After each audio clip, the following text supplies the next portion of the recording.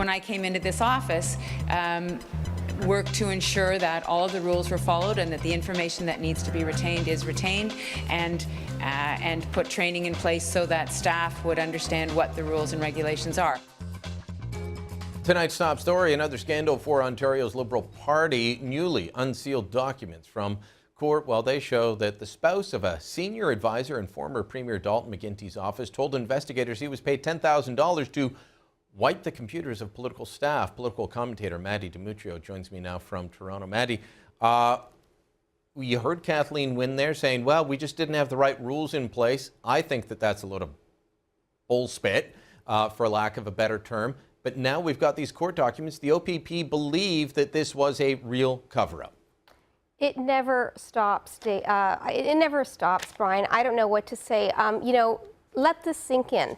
The only organizations that do not maintain records are criminal organizations. Those were the words allegedly from Peter Wallace, the head of the Ontario Civil Service, to David Livingston, who is the chief of staff from Dalton McGuinty. I mean, let that sink in. This is at what point does Ontario say enough is enough? Where's the outrage? Unfortunately, I don't think the outrage is going to be there. Most voters knew about the gas plant scandal before the last election. They knew about e-health, they knew about Orange, they knew about go on and on and on, and they still rewarded them. In some ways, we are getting what we deserve in this province by voting in people that are, appears to be criminally corrupt. And you know what, Brian? I never would have said in the past that voters get it wrong. But I will say that I'm starting to worry, because when we have this kind of cynicism or this stuff that goes on in government that creates cynicism, we have voters that are becoming more apathetic. And my biggest concern actually is that voters are apathetic enough not to care. And how long do we have to tolerate this? I'm expecting that the OPP is going to lay charges. We haven't heard anything yet. But I think that this, last week I said that at what point do we start calling Liberal incompetence corruption? And at this point, I can pretty much say that it is corruption. And where are the criminal charges here? Okay, well, that's what I think we're waiting on. I have no doubt that it's corruption. Is it criminal? Well, we're going to have to wait and see if a court of law will find that.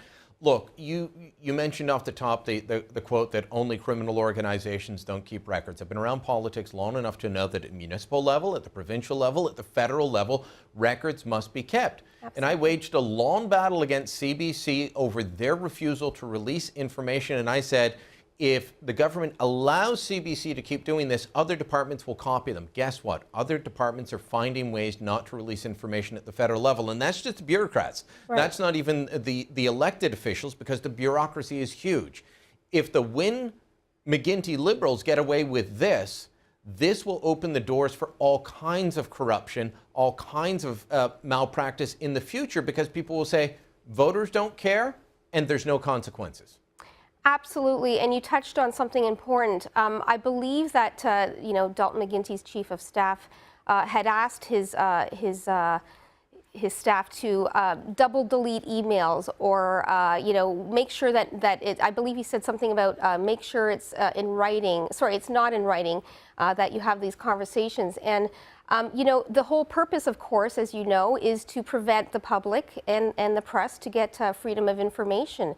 And everything has to be recorded. I mean, that is essential. It's pivotal to have that, to have record maintaining, to protect our rights as citizens. But in this case, they had records, and they wiped the records clean. They made sure that nobody could get them. For that very reason, absolutely. So again, it's nothing short of corrupt, and I'm very confident now. I mean, we have to be careful how we label people, but how else can you label this situation? At the very least, I believe that the Liberal government should be paying Ontarians back the $10,000 that we spent for them to erase these hard drives, because now apparently the dollars back. Well, apparently the taxpayers are now aiding and abetting in corruption, Brian. So, I mean, what else?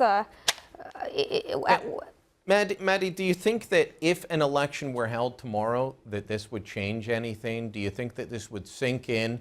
Or do you think that we would see the same campaign that we saw last June, where unions, public sector unions, just said, doesn't matter what they've done, how they've wasted our money. We will protect our jobs by voting for these guys because they'll give us what they want. It's a great question, and I'm almost afraid of the answer. I have seen so much. I mean, we have seen so much in the past few general elections. It's getting a bit risque out there. It seems like the third parties, the public sectors are very much getting involved now in how general elections are run. And the good question is, are they almost impeding democracy? I mean, do you have, for example, when you have a third party like the OPP state that we're not going to support one party over another, does that cross the line? But these questions have to be answered because, and I don't have the answer, but I will say that does it affect the outcome of elections? Does it skew things? And I think that's a good question because we are really facing a very new era of politics now, and a lot the of guys in uniforms with guns telling us who to vote for. Well, dangerous times. It is dangerous times, and we need to have that discussion. How far is too far? And do voters, are they just tuning out now because they're just tired of it? Who do you believe, right? Maddie, we got to leave it there. Thanks so much. Thank you. Email us your thoughts on all of this garbage and corruption. Byline@sunmedia.ca.